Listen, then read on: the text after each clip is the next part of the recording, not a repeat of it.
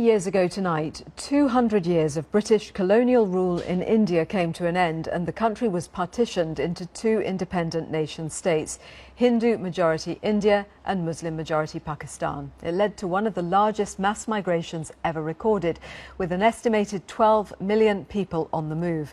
Muslims journeyed to West and East Pakistan, now known as Bangladesh, while Hindus and Sikhs headed in the opposite direction. Communities that had coexisted for centuries succumbed to sectarian violence. Hundreds of thousands were killed, tens of thousands of women were abducted on all sides.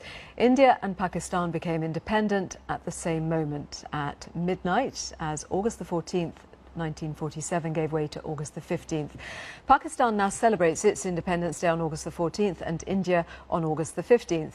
Former cricketer and Pakistani politician Imran Khan spoke to the BBC's Inzi Rashid. He says the situation between India and Pakistan is the worst it's ever been. Partition was 5 years old when I was born. So I vividly remember the trauma of the partition. Trauma suffered by the people all around us. And we grew up with this hatred. There was this hatred against India. Cricket is probably the most common thing that brings the two nations together. And if we roll back to your years of playing cricket, what was it like playing India? The crowds were just so passionate about you beating India. Somehow, the crowds forced the players to really play. It almost transcended as if it was no longer a cricket game.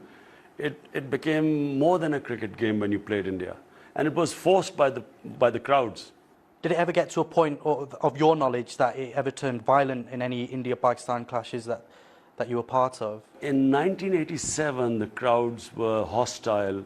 I still remember in Ahmedabad we were playing a test match, and it wasn't very pleasant because normally you expect rivalry and you expect passion in the crowd, but you don't expect crowds to be throwing stones at fielders standing on the boundary line.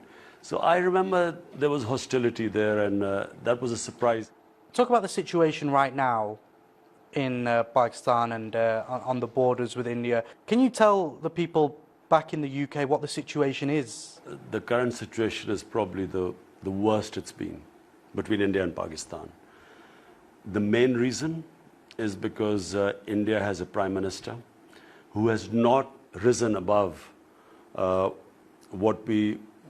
his communal thinking, his association with Hindu extremists, his background where there was this massacre in Gujarat of Muslims when he was the chief minister.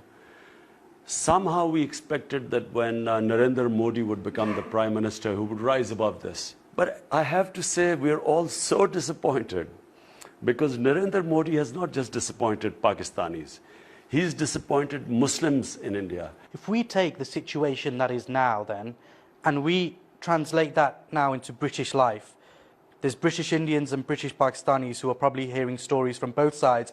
How do you think that affects people back then? The British Indian Pakistani society has power because they have resources, they are rich, they are influential. They are the ones who should force especially someone like Narendra Modi to move towards peace. But do you feel there's maybe a lack of education? There's a lack of understanding of exactly what the situation is like, even back to 1947, of how that developed? In the curriculum, there should be an attempt by the British authorities to make people understand what exactly happened in 1947. And if they understand that, then they would understand the genesis of this animosity between the two countries. And 70 years, it is a celebration at the end of the day. How much of a special occasion is this? It's a very special occasion because, you know, and you will see that when you go out on the streets. People come out and celebrate.